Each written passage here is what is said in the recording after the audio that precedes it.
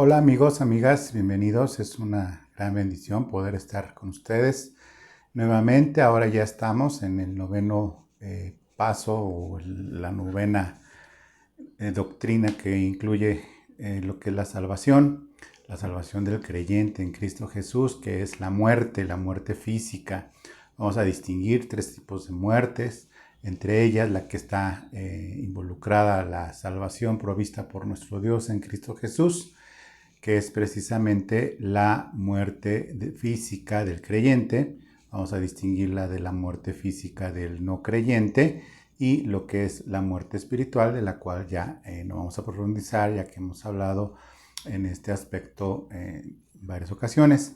Vamos a referirnos hoy que antes de tener la glorificación completa con la resurrección de nuestros cuerpos, el creyente pasa por este evento que es la muerte física, a la que yo le llamo el segundo llamamiento. El primero fue que fuimos llamados eficazmente, pero llega un momento en que Dios tiene escrito en su corazón el día en que ha de llamarnos a su presencia, no con este cuerpo físicamente, sino con nuestra alma y nuestro espíritu, como lo vamos a revisar, que es un evento glorioso. Dice la palabra que para el Señor es de grande estima la muerte de sus santos. Y sí, lo es precisamente. ¿Por qué? Porque es ahora sí que la bienvenida a sus brazos, como lo vamos a ver. Bueno, vamos a empezar primeramente con la definición de la muerte, y es extraordinariamente simple. La muerte física está en Génesis 35:18. Génesis 35:18 habla acerca de la muerte. Desde el primer libro del Apocalipsis dice: y aconteció que al salírsele el alma, pues murió, entre comillas, llamó a su hijo Benoni, mas su padre lo llamó Benjamín. Así murió Raquel y fue sepultada en el camino de Éfrata, la cual hoy es Belén, hasta la fecha. Dice: y aconteció que al salírsele el alma, entre comillas, pues murió, llamó su nombre Benoni. Está hablando de su hijo Benjamín, que después lo llamó así su padre. Pues sí, efectivamente, Raquel muere, y esta descripción es extraordinariamente simple, sencilla, y es eso. Simplemente lo que pasa cuando alguien muere es que se le sale el alma, al salírsele el alma. La muerte tiene un lugar muy especial en los creyentes, pero también en los no creyentes, porque es algo inevitable por la que todos los seres humanos han pasado y pasarán la muerte física, excepto aquellos que cuando esté el tiempo de la trompeta final y el Señor venga y en las nubes llame y resucite a los que hoy están durmiendo o muertos en el Señor, y los que vivimos en ese momento todavía físicamente en este cuerpo, nuestro cuerpo será transformado, al igual que esos resucitados, que lo veremos en la siguiente sesión. De ahí en fuera, todos los seres humanos pasan por este proceso. Es muy importante entender que la muerte no es un castigo por el pecado. La muerte como tal es algo que se dio como una consecuencia del pecado con la caída del hombre, y que al decirle Dios a Adán en el huerto del Edén que si comía de ese árbol, o es decir, si desobedecía las instrucciones, no tanto comer nada más el fruto del conocimiento del bien y del mal, sino que era la desobediencia, era eso.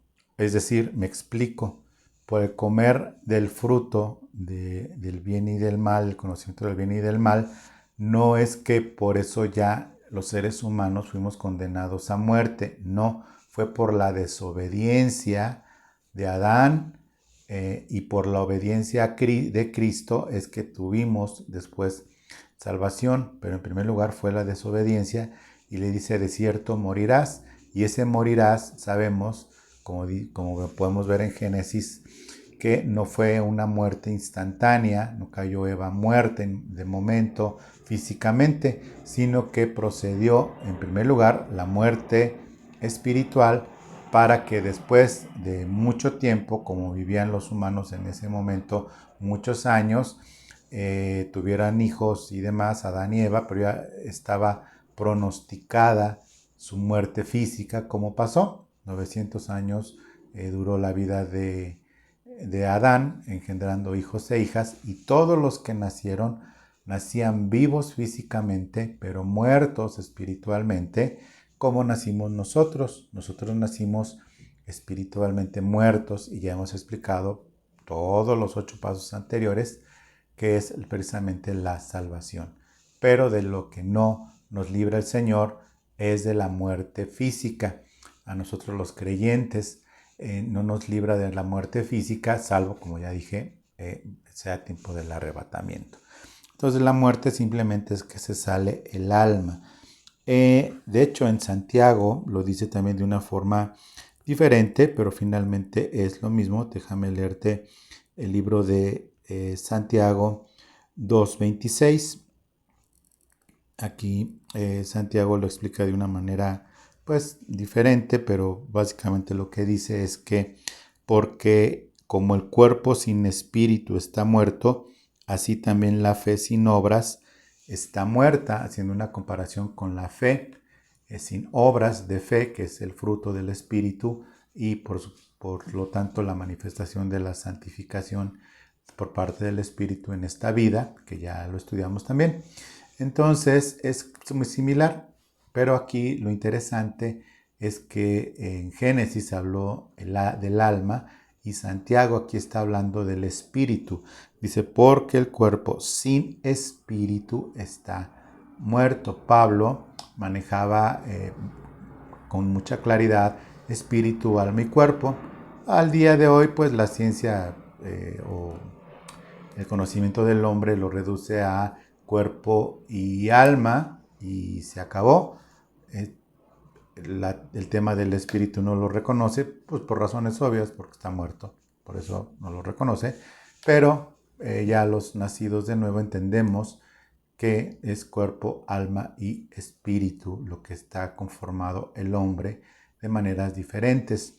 En el alma sabemos que está el alma física, vamos a llamarle así, donde está el cerebro con todas sus funciones maravillosas, el acto de la inteligencia, de la voluntad, de lo que es la conciencia, el sentido de conciencia, donde se maneja toda la interacción con el cuerpo, con el mundo exterior a través de los sentidos, y sobre todo la capacidad maravillosa de la inteligencia, de la imaginación y de todo lo que hace el alma, que es lo que deja de funcionar cuando es la muerte física. Aparte de todos los órganos dejan de funcionar y el cerebro simplemente se apaga. Pero hay el alma espiritual junto con el espíritu. En esta alma espiritual es donde radica la conciencia del espíritu de Dios, la conciencia de la vida eterna por parte de Dios. Es en donde el Espíritu Santo habita en nuestra alma, que cobró vida al momento de nacer de nuevo. Cuando uno nace de nuevo o es regenerado, es porque nuestra alma viviente, que es el espíritu, y una alma viviente o alma espiritual, que es la misma que está dentro de nuestro cerebro, pero es en nuestro espíritu, que está vivo ahora, no muerto, y por eso tenemos conciencia de Dios, y por eso entendemos la Biblia sin problemas, y por eso es en donde radica la gracia que se transmite a nuestro cuerpo. Hay por ahí alguna clase que tengo sobre el alma viviente y el alma natural, que en su momento, si alguien la necesita, pues se las puedo enviar o demás, donde distinguimos el alma viviente, que es la que se manifiesta viva cuando viene el nuevo nacimiento. De hecho, lo que pasa es que se activa esa alma viviente, ese espíritu de vida del que sopló Dios en Adán. Fue esa alma natural, la física, la corpórea, que radica en el cerebro, con todas sus funciones de voluntad, de inteligencia y de conciencia y de emociones. Y el alma viviente es la parte espiritual que está muerta. los nacidos cuando nacemos hasta la regeneración. Bueno, entendiendo esto, entonces podemos ver que en Eclesiastés 12:7, y quiero hacer y hago énfasis, no tanto por repetir, sino para que quede muy claro, porque a veces pues la definición de muerte esclaviza mucho a las personas que no tienen esperanza, pero la realidad es que también espanta a muchos creyentes, pero les espanta más que nada por falta de conocimiento de doctrina. Eclesiastés 12:7 dice, y el polvo vuelve a la tierra como era, y el espíritu vuelve a Dios que lo dio. En el Antiguo Testamento había una claridad también del alma y del espíritu, sobre todo Salomón tenía claridad acerca de espíritu, alma y cuerpo, y dice que vuelve a Dios el espíritu, que finalmente proviene de Dios, la parte del espíritu. Bueno, habiendo distinguido ya los tres tipos de muerte, la muerte física, la muerte espiritual, tenemos la muerte eterna, que es lo que veremos posteriormente, que es ya la última muerte, para la muerte eterna, para los que no tienen la primera resurrección, o los que no creyeron en Cristo, los que se rehusaron a creer conscientemente en Dios y en su salvación, en aceptar su salvación, que es la muerte eterna. Entonces tenemos que la primera, la muerte física. La muerte espiritual, nada más las voy a mencionar brevemente, porque como digo, ya hemos hablado de esto, está en Efesios 2:11. En Efesios 2:11 describe con suma claridad cómo es que estábamos nosotros, como ya lo dije. Efesios 2:11 dice, por tanto, acordaos de que en otro tiempo vosotros, los gentiles, en cuanto a la carne, erais llamados y circuncisos por la llamada circuncisión hecha con mano.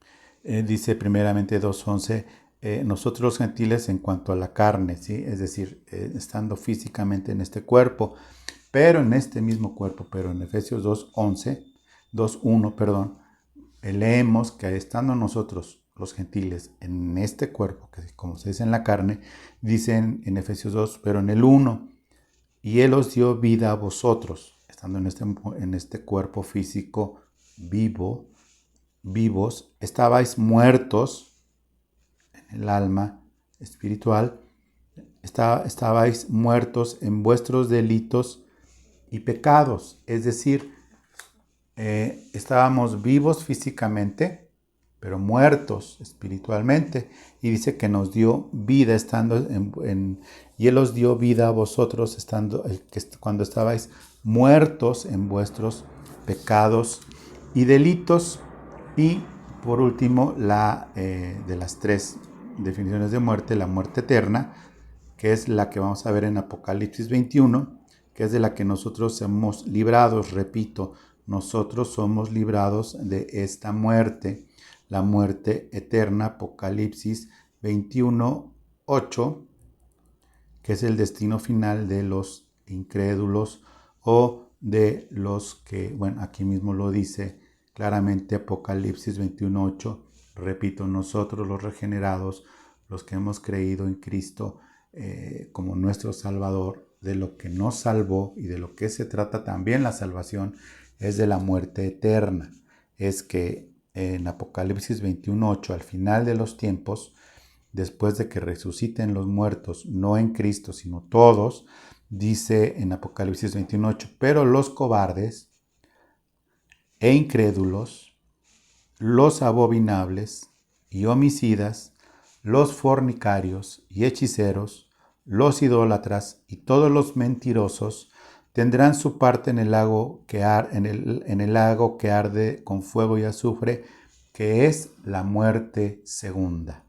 Es decir, después de la muerte primera, que es precisamente la física de los incrédulos, resucitarán para una segunda muerte. Esa muerte es la resurrección de muerte, que es la muerte segunda o la final, que es ya el tener total ausencia de Dios, pero es ya el infierno final, el destino final de todos los incrédulos. Por eso es muy importante que nosotros tengamos claridad en esto. Entonces, si hay una muerte segunda y hay una resurrección, y esto estamos hablando del Apocalipsis al final de los tiempos, ¿qué es entonces lo que pasa? Bueno, que hay un estado intermedio.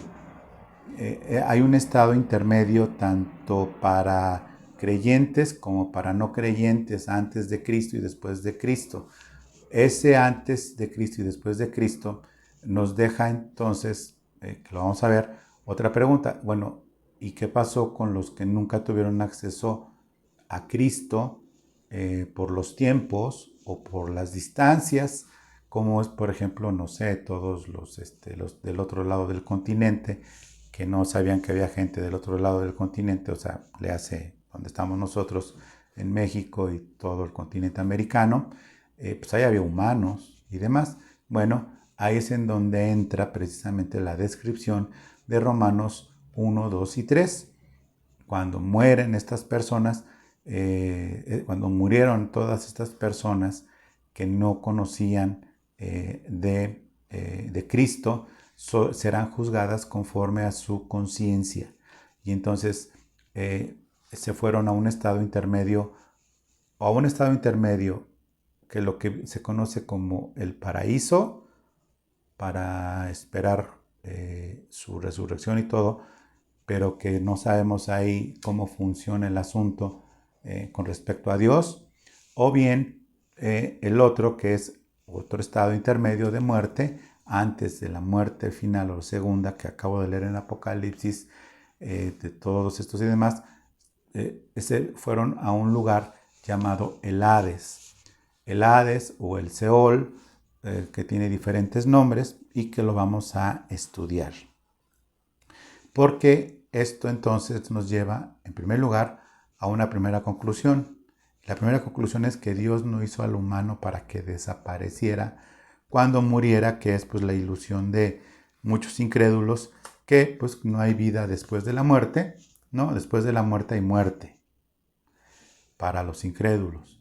Para los que estamos en Cristo, después de la muerte física, continúa la vida eterna. Continúa la vida eterna. Es muy importante esto, y continúa el proceso de salvación, porque la muerte es solamente una transición de un estado a otro, y nosotros estamos en esta transición de que la muerte física lleva a nuestro cuerpo a la corrupción, de la descomposición y demás, pero nuestro espíritu y alma viviente se va con Cristo. Entonces si hay vida después de la muerte, y vida eterna y vida con Cristo, como lo vamos a estudiar ahora.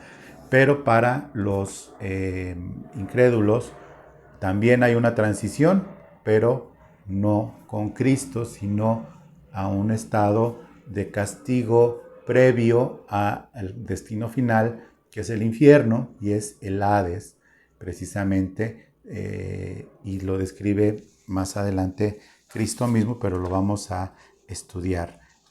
Entonces la conclusión es: Cristo no hizo al ser humano para que simplemente dejase de existir. Cuando muriera, de ahí viene el asunto pues, de la falta de temor de Dios, precisamente para los que autollamados ateos, pues significa que si no hay Dios, pues cuando mueran, pues no hay más, pues no hay más para ellos, como dice la palabra, que no, para el incrédulo, para el muerto ya no hay más esperanza. Simplemente es que es esa incredulidad. Dios no hizo al hombre para que desapareciera. La muerte física es el último enemigo a vencer, precisamente, como lo describe Pablo en Primera de Corintios, lo describe con exactitud y precisión. Primera de Corintios 15 versículos 54 y 55. Ahí Pablo describe precisamente lo que sucede y es el enemigo a vencer. Dice en el versículo 54, y cuando esto corruptible, es decir, el cuerpo, se haya vestido de incorrupción, es decir, la resurrección, y esto mortal se vista de inmortalidad, esto mortal se refiere al cuerpo que es transformado y se viste de inmortalidad en el momento del arrebatamiento, versículo 54, y cuando esto corruptible se haya vestido de incorrupción y esto mortal se haya vestido de inmortalidad, entonces se cumplirá la palabra que está escrita. Sorbida es la muerte en victoria. ¿Dónde está, oh muerte, tu aguijón? ¿Dónde está, oh sepulcro, tu victoria? Ya que el aguijón de la muerte es el pecado y el poder del pecado la ley. Mas gracias sean dadas a Dios que nos da la victoria por medio de nuestro Señor Jesucristo. Es que nosotros, el enemigo a vencer, que ya fue vencido por Cristo, pero que se va a manifestar esa victoria de Cristo sobre la muerte, se cumplirá también esa victoria que nos da Cristo sobre la muerte, sobre el sepulcro, al resucitar. Al resucitar, entonces es el enemigo final que ha vencido ya Cristo, pero que nos da su victoria para un evento posterior. En Hebreos hay una regla una regla que es inquebrantable, que es precisamente, lo vamos a leer, la muerte. En Hebreos 9:27 dice, y de la manera que está establecido para los hombres, que mueran una sola vez físicamente, que mueran una sola vez físicamente, y después de esto, el juicio. Y después de esto, el juicio. Es decir, si bien no habla de ese estado intermedio del que vamos a revisar, habla que, no descarta el hecho de que la muerte es inevitable para todos que deben de morir, ¿sí? Y después el juicio se refiere, no está excluyendo un estado intermedio. Dice, y después de esto, el juicio. No se está refiriendo a que al morir inmediatamente es el juicio, porque no es el juicio para todos. No es el juicio individual para cada persona. Cuando muere una persona con o sin Cristo, está este estado intermedio, pero al final va a ser un juicio del cual nosotros hemos sido librados de ese juicio. En el versículo 28 dice, así también Cristo fue ofrecido una sola vez para llevar los pecados de muchos, aparecerá por segunda vez sin relación con el pecado para salvar a los que le esperan, para salvar a los que esperan. A veces leemos un solo versículo, pero hay que ver, tanto el de arriba como el de abajo, nos aclara más el contexto, porque de este versículo se habla de algo que vamos a leer más adelante, una enseñanza, que hay un sueño del alma, que el cristiano se queda dormidito y despierta cuando ya sea la resurrección, sino que su alma se queda dormida y no es lo que dice, o el alma del incrédulo también se queda dormida y despierta de repente, unos para juicio y otros para salvación. No está sustentada esta enseñanza así, de la forma correcta. La muerte física, entonces, al ser una transición y al entender que inmediatamente cuando se da la muerte del incrédulo, vamos a ver la muerte en primer lugar del incrédulo y luego la muerte del creyente. Aquí está dividido. ¿Cuál muerte me estoy refiriendo? A la física. La muerte espiritual nos fue dada vida eterna estando nosotros en esa muerte espiritual. A los que no creen o no son nacidos de nuevo están en muerte espiritual. Entonces, ¿a qué me estoy refiriendo por muerte? A partir de ahora, a la muerte física. ¿ok? Solo a la muerte física, ya no estoy hablando de muerte espiritual. En Proverbios 11:7 dice, cuando muere el hombre impío, perece su esperanza, y la expectación de los malos perecerá. Es decir, que cuando perece alguien impío, ya no hay esperanza para él. Es decir, la creencia de un purgatorio que va a poder librarse, como dice la enseñanza católica, del castigo eterno en ese purgatorio, no existe. Tampoco existe el tema de que una vez muerto se le hagan misas al muerto para que pues, pueda tener un mejor final. Tampoco. Esa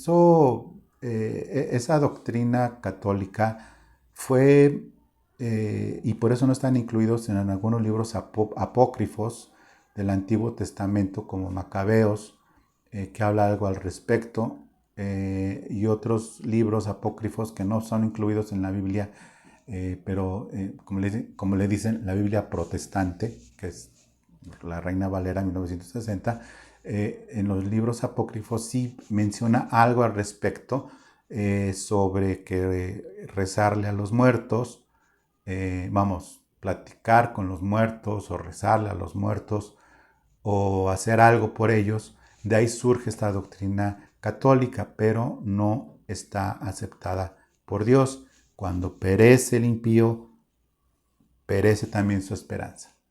Es decir, una vez que se murió y no tiene ninguna esperanza al respecto. Se va a un lugar intermedio antes del infierno y Jesús lo explica y da mucha luz.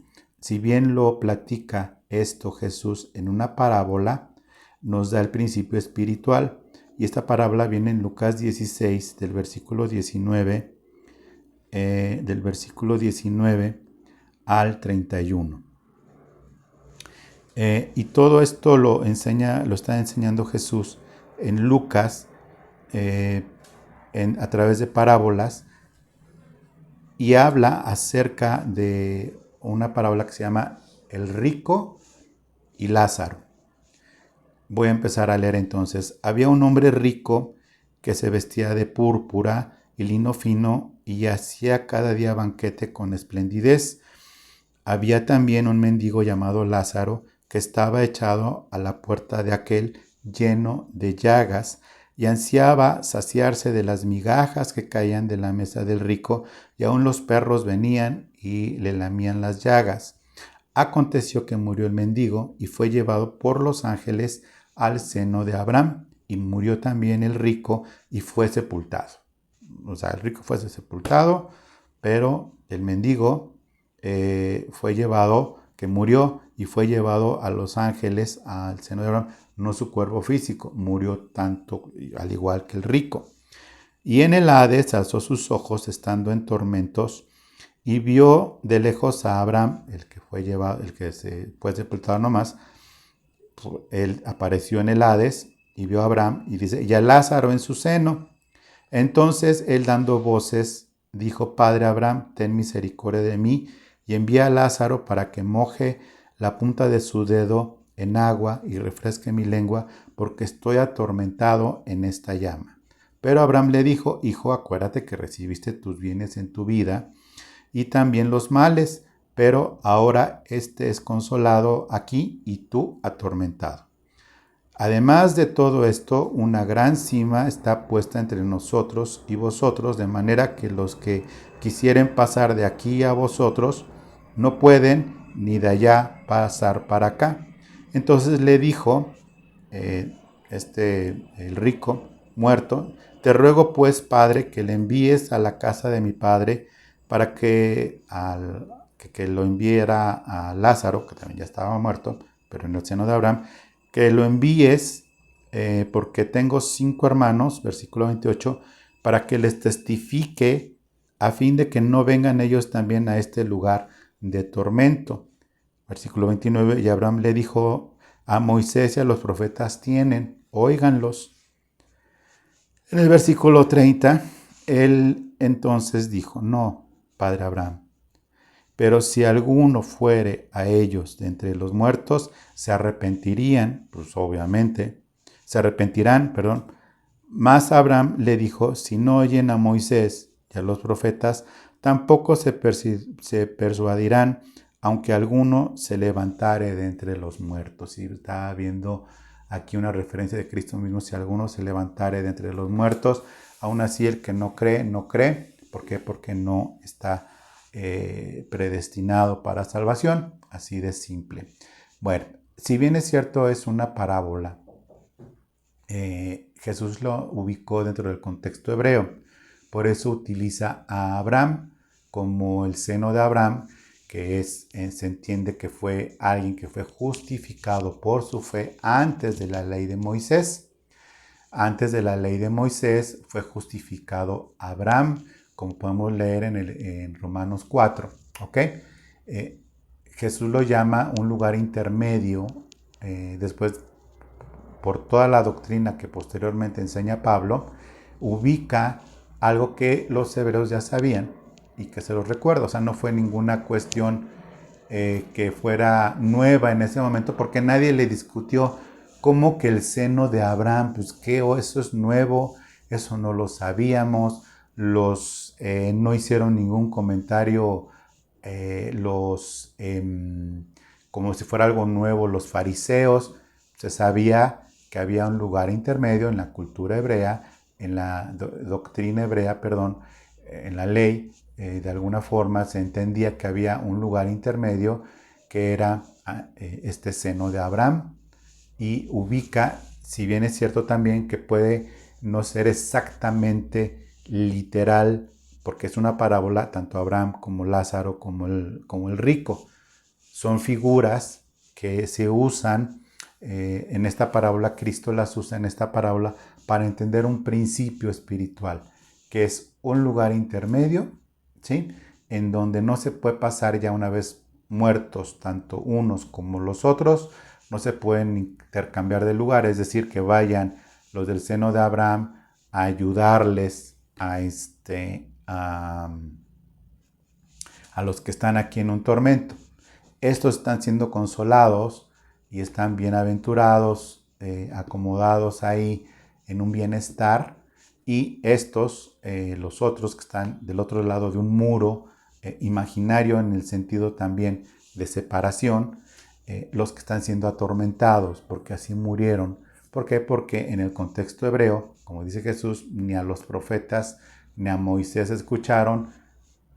Dice como a través de la voz de Abraham dentro de la misma parábola, pues ahí tienen a Moisés y a los profetas, y el rico imaginario en el sentido de la parábola también dice, no, no van a entender.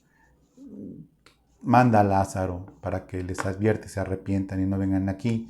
Y dice Abraham, pues si no escuchan a alguien que se levanta de los muertos, pues tampoco van a oír nada, ni la ley, ni los profetas, ni nada. Bueno, esto evidentemente hace que nos pongamos, pues tengamos varias dudas sobre este lugar intermedio para nosotros, los que no, pues sabemos de Abraham, pero no lo tenemos como alguien que está sobre un muro, ahora sí que parado sobre la muralla que divide todo lo que fue de lo que será, ¿no? Como dice una canción. No lo entendemos así, lo entendemos por la doctrina que Pablo nos enseña a nosotros, los no creyentes, los creyentes, los nacidos de nuevo, y lo vemos en varias partes, que estamos nosotros recibidos por Cristo, como Pablo mismo lo deseaba. Vamos a ver segunda de Corintios 5:8. Segunda de Corintios 5:8 dice, pero confiamos y más quisiéramos estar ausentes del cuerpo y presentes al Señor. Pablo no está hablando aquí, o si existiera lo tendría que haber puesto por órdenes del mismo Señor para aclarar este asunto a los no judíos, pero confiamos más, quisiéramos estar ausentes del cuerpo y presentes al Señor. Filipenses 1:22, en Filipenses 1:22 dice, 22 al 24, vamos a leer. Dice, mas si el vivir en la carne para mí en beneficio de la obra, vuelvo a leer, perdón, desde el 21, porque para mí el vivir es Cristo y el morir es ganancia. Mas si el vivir en la carne resulta para mí en beneficio de la obra, entonces no sé qué escoger, porque ambas cosas estoy puesto en estrecho, teniendo el deseo de partir y estar con Cristo, lo cual es muchísimo mejor, pero quedar en la carne es más necesario por causa de vosotros.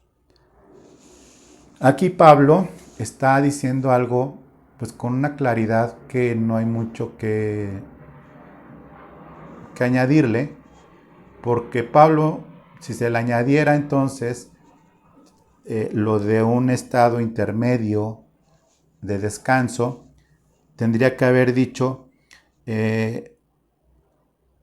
porque puesto en estrecho, teniendo deseos de partir y descansar mi alma dormida, para después de resucitado esté con Cristo. Está Pablo diciendo aquí, y Dios no hace excepción de personas, mi deseo de partir y estar con Cristo, lo cual es muchísimo mejor. Ha habido mucho, pues, si no discusión, sí falta de entendimiento en un versículo cuando Jesús está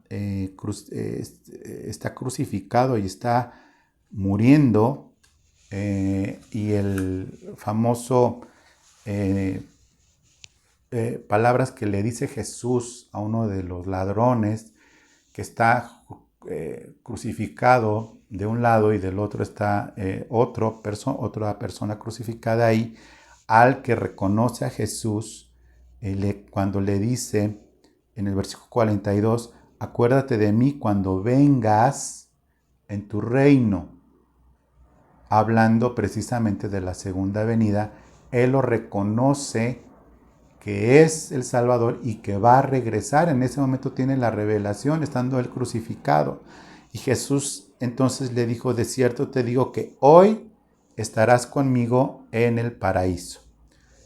Ha habido discusión en este sentido, porque pues, como que hoy si Jesús descendió, bueno, muchos lo arreglan de una forma muy económica, pero mal hecha, porque dicen que lo que está mal puesta es la coma.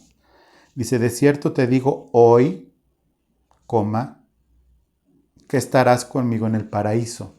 O sea, dicen que faltó una coma, que debería de decir, de cierto te digo hoy, que hoy, coma, estarás conmigo en el paraíso. Entonces, que es una mala traducción, y de ahí se agarran muchos, que entonces Cristo no descendió, como se dice más adelante, lo explica Pedro, a los lugares, y que murió y que inmediatamente, pues, con la muerte física de Cristo, se pagaron los pecados y de inmediato se fue al cielo con el Padre, porque la doctrina posterior por medio de Pedro es que, y también de Pablo, pero particularmente de Pedro, que descendió a los lugares bajos, donde estaba la perdición, y que es de ahí de donde lo rescató el Padre, en una muerte, en una separación del Padre que sufrió Cristo todavía en vida, porque dice, Padre, ¿por qué me has abandonado? En ese momento estaba ya la muerte espiritual en Cristo pagada por nosotros, de la separación del Padre, que es la muerte espiritual. Estábamos separados del Padre en pecado. Así estuvo Jesús crucificado antes de entregar el Espíritu. Y dice que después expiró, que entregó el Espíritu Jesús. Este Espíritu fue y descendió a las profundidades del Hades y aparece como una contradicción de que hoy estarás conmigo en el paraíso. Bueno, de entrada, aquí no es un error de coma o que no coma. Dice claramente que hoy estarás conmigo en el paraíso. Ese hoy, ¿sí? En realidad no lo tenemos que medir como un hoy cronológico, sino como un hoy de evento, ¿sí? Como un hoy de evento porque no está poniendo horas. Si fuera un hoy en horas, bueno, dentro de 3 horas vas a estar conmigo en el paraíso. No, sino que el dicho de Jesús cuando está muriendo y su corazón está a punto de explotar, pues obviamente no diría, de cierto te lo digo hoy, no tendría ningún sentido en ningún aspecto, sino que le dijo, hoy estarás conmigo en el paraíso, en el sentido del paraíso, más que en el hoy, porque al final de cuentas, pues para Dios fue hoy, y para hoy, para Dios también es mañana, y para Dios también hoy es lo que para nosotros fue ayer, ¿sí?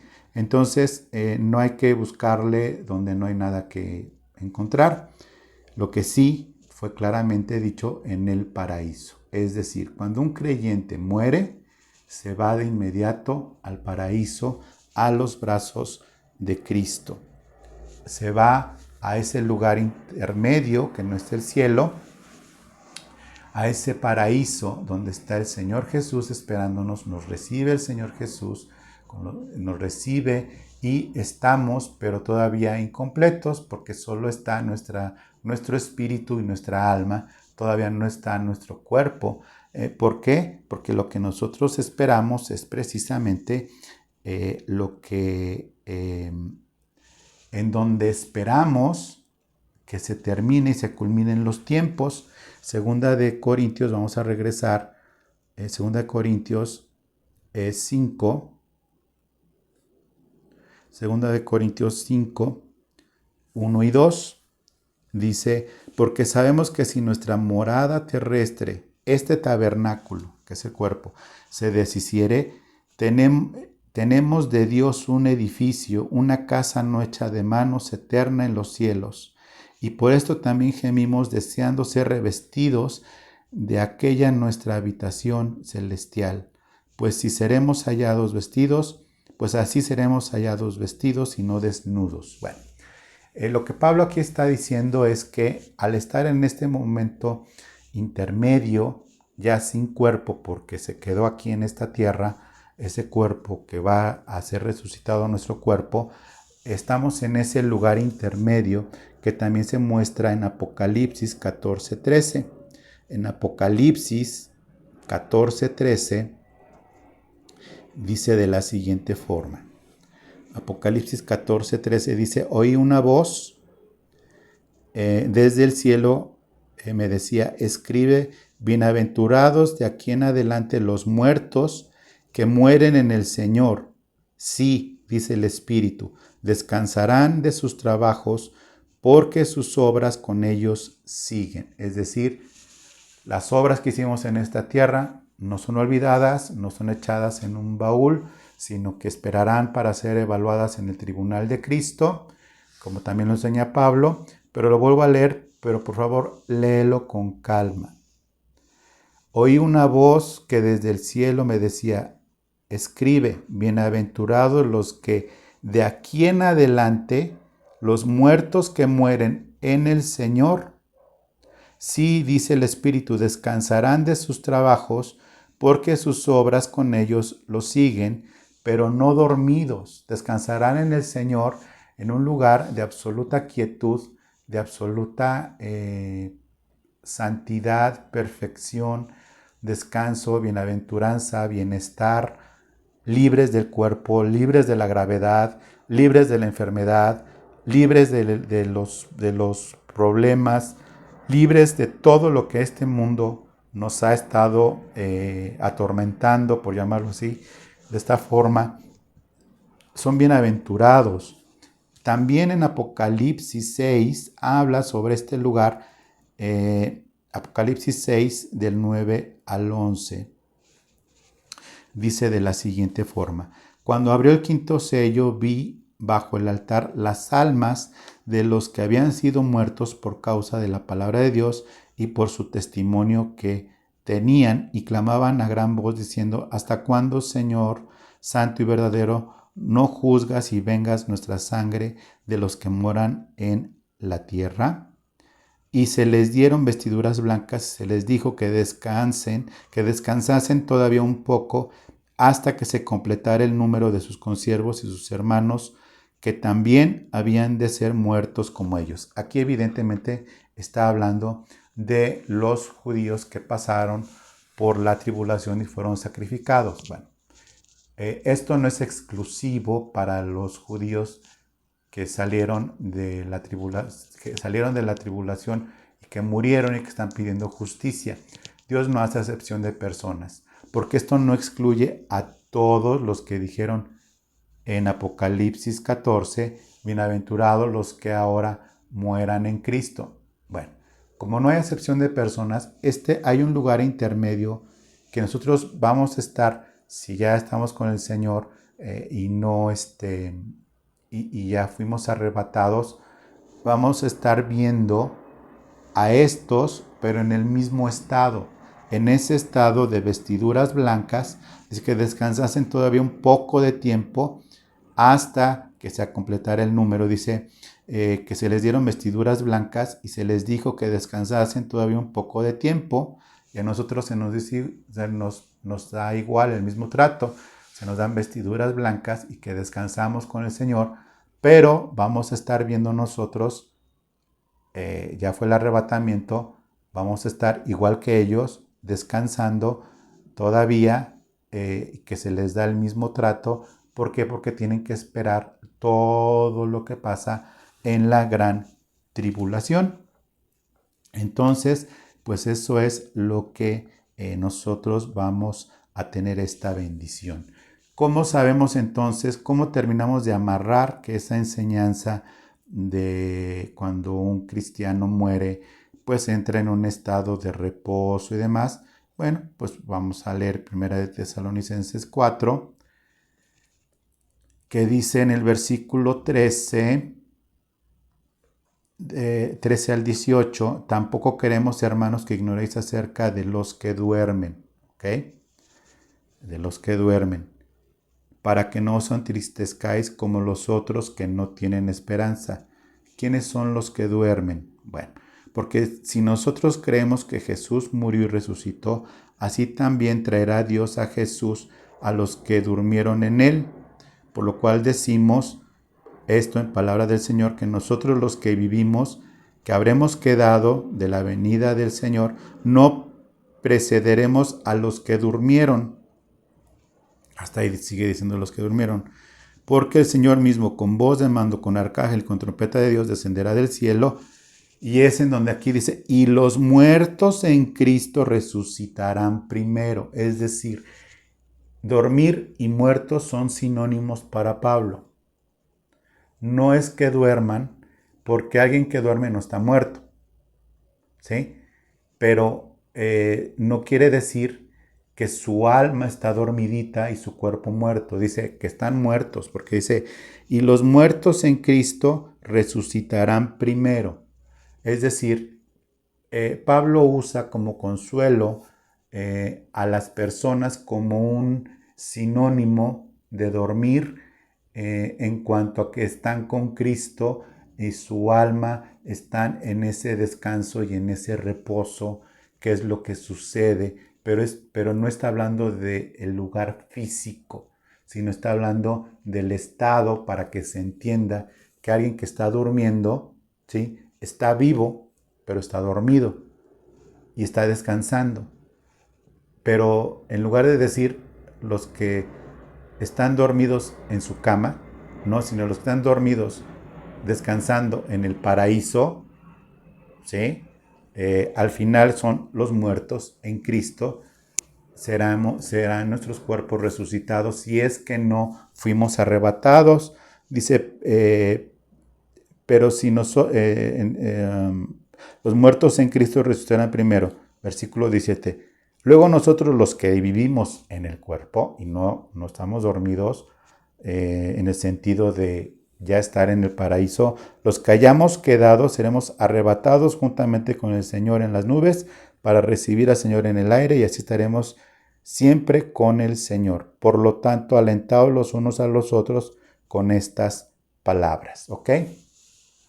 Es entonces esto lo que aclara este asunto entonces de acerca de la muerte de los santos o el estado intermedio. ¿Sí? Se explica a las personas que esas personas están en Cristo ahora, los que han muerto en Cristo están plenamente conscientes de quiénes son, están absolutamente claros de lo que pasó, están absolutamente claros que están en una espera, en un estado maravilloso con Cristo Jesús. Los hebreos lo entienden como el seno de Abraham, o así lo entendían hasta Cristo, porque dice en Apocalipsis, a partir de ahora los que mueren en Cristo son bienaventurados, como leímos en Apocalipsis 14, y demás, tienen plena conciencia de lo que pasó, cómo están, lo que están esperando. Entonces es un estado maravilloso, es una transición gloriosa. ¿Qué es lo que nosotros esperamos? Pues lo que nosotros esperamos entonces no es tanto el estar con Cristo solamente. Se nos habla a nosotros que nuestra esperanza es precisamente, está en Apocalipsis, en el versículo 21. ¿Qué es lo que nosotros esperamos? No nada más el consuelo de ya irnos de este mundo y dejar este cuerpo que pesa tanto en todos los aspectos, me refiero a todos los problemas que hay en este cuerpo, en este mundo, sino que nuestra esperanza está puesta y nuestra espera está puesta en Apocalipsis 21:1, que es: vi un cielo nuevo y una tierra nueva, porque el primer cielo y la primera tierra pasaron y el mar ya no existía más. Y yo, Juan, vi la santa ciudad, la nueva Jerusalén, descender del cielo de Dios, dispuesta como una esposa ataviada para su marido. Es lo que nosotros debemos esperar. Cielo nuevo y tierra nueva, para reinar siempre con el Señor. Está el tema del milenio, que en otro momento lo explicaremos, pero que no tiene que ver con este tema que hoy revisamos. Entonces, pues bueno, la buena noticia maravillosa es que para nosotros, si es que no llega el Señor y tenemos esta transición de morir físicamente, estaremos en los brazos de Cristo inmediatamente. Es nuestro consuelo, es nuestra bendición y demás. Bueno, con esto terminamos. Te agradezco el tiempo y te pido que te suscribas al canal, compartas este video que puede ser de bendición para otros. Muchas gracias y que Dios te bendiga.